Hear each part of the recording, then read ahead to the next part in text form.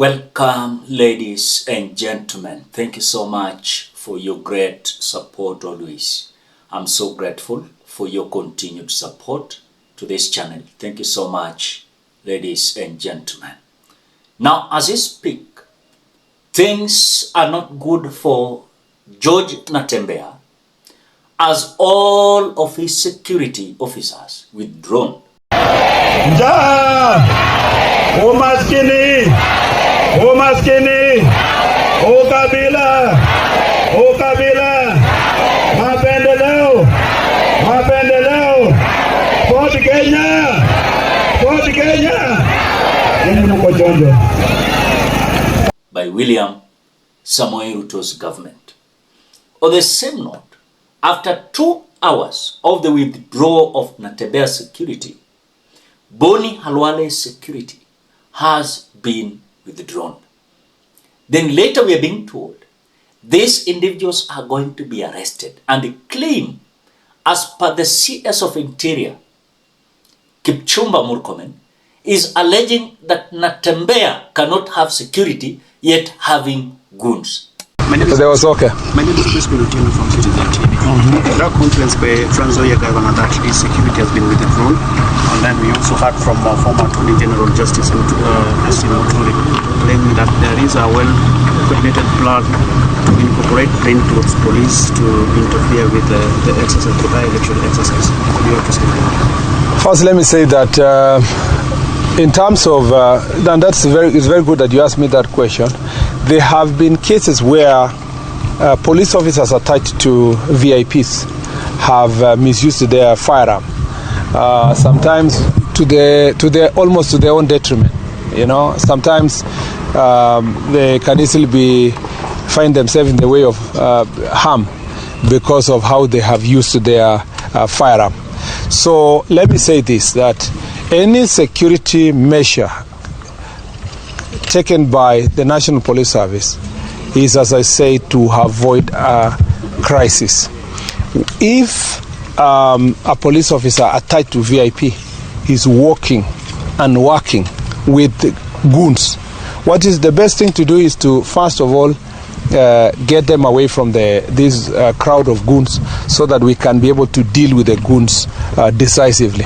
And I want to warn all police officers, including those attached to VIPs, that the fact that you have been attached to a certain VIP does not make you part and parcel of his campaign, part and parcel of his ideologies, part and parcel of his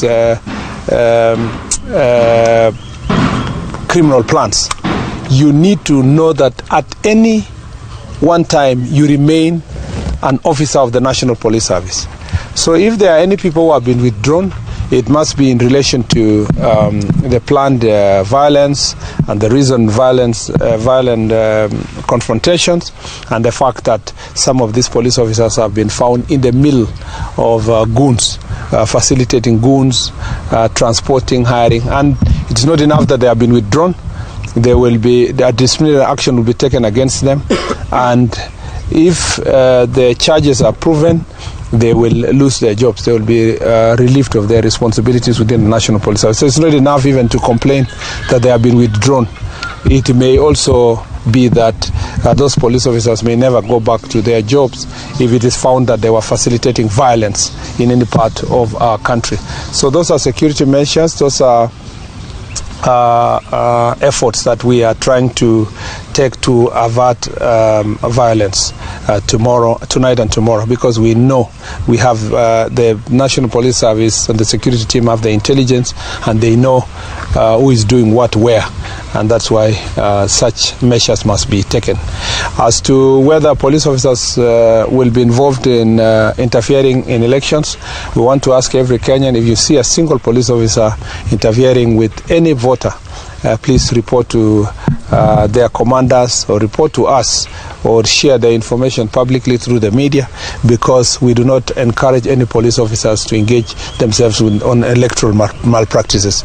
The job of the police officer is just to maintain law and order and facilitate Kenyans to exercise their constitutional rights. Are you saying that this? I thought she was. Are you still asking?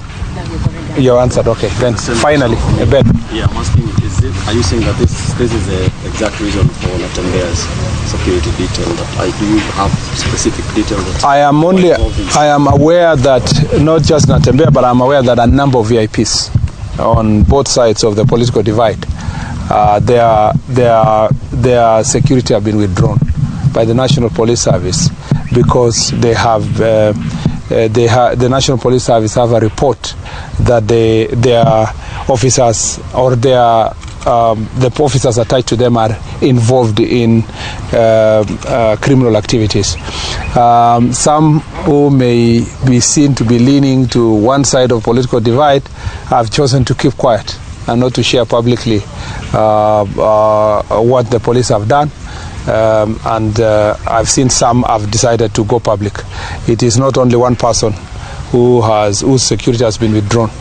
It is a number of people, and in both political sides, because we want to make sure that nobody is shot by a police officer in the name of he was protecting these goons or was protecting his boss. In any case, there is no boss tomorrow in Kasipul. The people are the bosses, and they are going to elect their boss. So everybody who is here, who was campaigning for a party or whatever, now your job is done. If you are an election observer, you have a right to become election observer. If you have an agent, a registered agent, you do your work as an agent. Everybody else who is around loitering and trying to interfere with the elections will be treated as a suspect, like all other suspects. They are accusing the government of intimidation, the opposition. Our job as government is to ensure that goons do not intimidate the voters. And if we can succeed to intimidate the goons, we are very happy. And when goons complain that the government is intimidating them, it is my joy. My problem is when citizens are intimidated. We want to make sure that the goons are intimidated enough, not just intimidated, but they are arrested and charged, so that the people of Kenya can have confidence in our electoral process. Let the goons protect him, not police officers. Then I'm asking myself, who planned the goons in Malava? It was Musalia Mudavadi and Wetangula. It was Musalia Mudavadi and Wetangula. Their mission is just to keep Natembeya out of the politics of Western, because they know the influence that Natembeya is having. Natembeya has posted saying this: "Today my security details was withdrawn without any notice or lawful justification.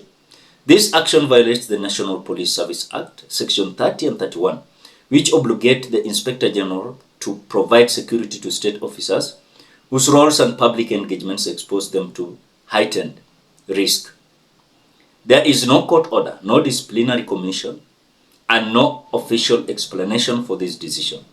It not only endangers my safety, but also interferes with the smooth execution of county duties. I call upon the National Police Service to immediately reinstate my security and adhere to the constitutional standards of fairness, professionalism, and respect for the law." Ladies and gentlemen, before we continue, as you always do, ensure you like the video. And like the video, you automatically support the work that I'm doing in this channel, because sometimes you watch and you forget liking the video. So this is just a reminder. As you watch, please consider liking the video. Thank you so much, ladies and gentlemen. Now, as you speak, Kipchumba Murkomen, who is the CS of Interior, is alleging that any security measures taken by the National Police Service is to avoid crisis. If a police officer attached to a VIP is working with goons, the best thing is to remove them. I am aware that a number of VIPs, not just Natembeya, from both sides of the political divide, have had their security withdrawn by the police because the police have report that the officers attached to them are involved in criminal activities. So that is what Kipchumba Murkomen is saying. But one thing that I know, Natembeya is a man who is giving William Ruto a sleepless night. Not only Trans Nzoia, but Western. Njaa, umaskini, ukabila, mapendeleo, Kenya! Ford Kenya! Kenya mko chonjo. Boni Khalwale is a senator elected under UDA party.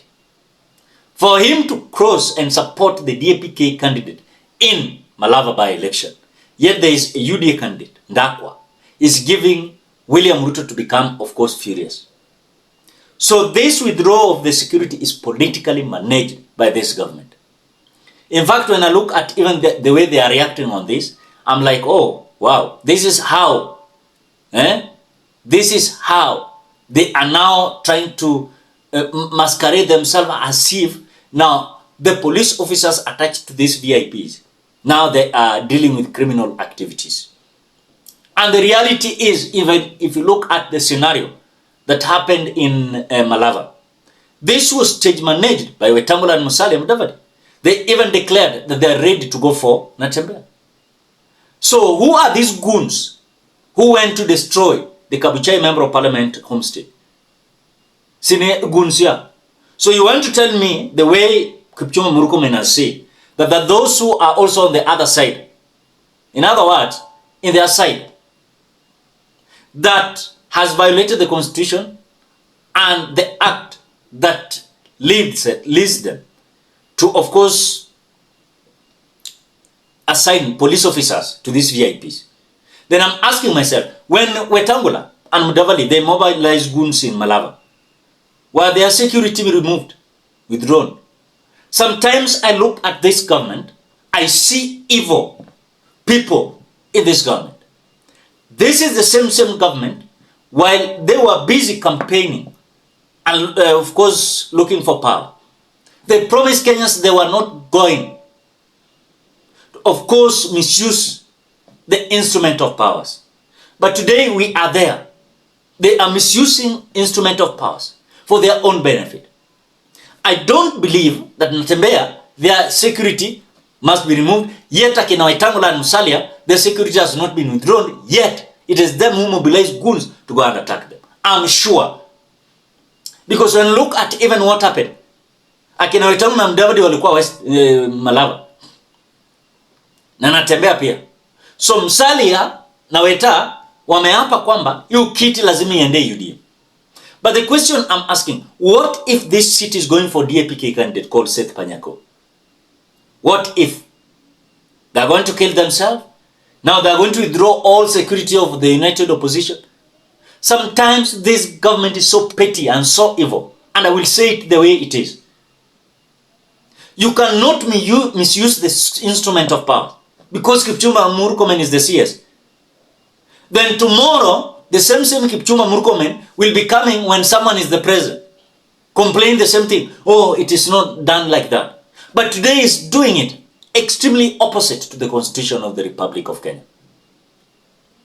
I feel sometimes sad how the law is being translated. Opposite, exactly opposite. And you cannot convince me that it is only Natembeya who is having a sin and Boni Khalwale. I know they are ready to frustrate the united opposition. And lazima wakae kangari. Kwa sababu kumbuka kitu moja. Kumbuka tu kitu kimoja. Kumbuka kitu kimoja. Hawa wakina William Ruto na watu yake washajua kwamba hakuna mahali popote wanaenda. Na hata hawa candidates wao wanangangana, lakini hata kama watashinda hii by election, come 2027 is not going to be business as usual. It is not going to be business as usual. And that is why I will continue saying, as much as they want to misuse the instrument of powers, let them use cautiously, because we are seeing. Then them, after the united opposition gets the government, they will be starting to parade press briefings, saying, oh, this is the law, this is the... But now they are in the government, but they don't quote that law correctly. So arresting Natembeya and Boni Khalwale is political, managed, to show that William Ruto, Musalia and Weta, they are so superior in Western. Which when look at even how Natembeya is having that Tawi movement, is giving them a lot of stress. In fact, we are being told that Natembeya is going for president. And so they are feeling that at the moment Natembeya will atajitokeza nje hapo, chuma chao kimotoni. Chuma chao kimotoni. Na wakati mwingine naangalia na nyamaza na shindwa. Hivi ndio mambo iko. Na William Ruto vile alikuwa frustrated pia kwa ile serikali nyingine. So ni kama mtu ana lipiza. Ni revenge. Literally revenge. So arresting Boni Khalwale Natembeya is not a solution. It's not a solution.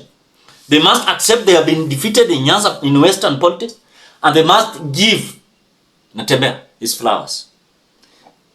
Boni Khalwale being arrested and his security being withdrawn is just pure nonsense and total rubbish for this government to show, oh, kwani hao mpegando wako na guns. In fact, when you see hata Boni Khalwale, si mtu wa kuhamu mtu Kakamega au Bungoma. The same to Natembeya. So coming out to say ati hao wamezingirwa na guns kuliko nyinyi vile mko na guns. William Ruto peke yake akienda mahali, for example in Nairobi, niliona mkutano mwingine wakati alikuwa na zile visit. Mahali ametoka wezi. Wanaiba kila kitu kwa maduka. Na waongelele hizo. Wanasema everything is okay. Ladies and gentlemen, what do you think? Drop your opinion at the comment section below. Otherwise, thank you so much because of your great support. Please consider subscribing, liking, commenting, and sharing this video. Till we meet in another video.